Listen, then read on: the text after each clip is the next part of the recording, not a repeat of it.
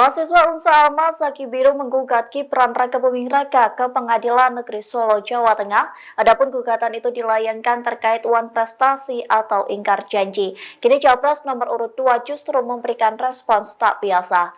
Dikutip dari tribunnews.com, respons tersebut disampaikan Kipran saat ditemui di Balai Kota Solo. Ia pun mengaku sudah mengetahui adanya 2 gugatan uang prestasi tersebut. Gugatan pertama yang terregister pada Senin 22 Januari 2024. Sementara gugatan kedua dengan perkara yang sama pada Senin 29 Januari. Menanggapi kedua gugatan tersebut, Kipran mengaku akan menindaklanjutinya. Namun ia tak memberikan penjelasan apakah ada perjanjian antara dirinya dengan Almas.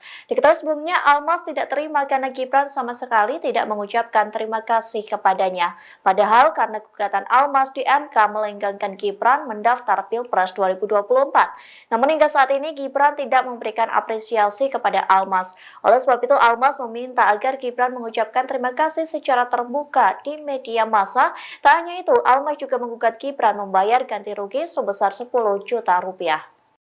Download Tribun X sekarang, menghadirkan lokal menjadi Indonesia.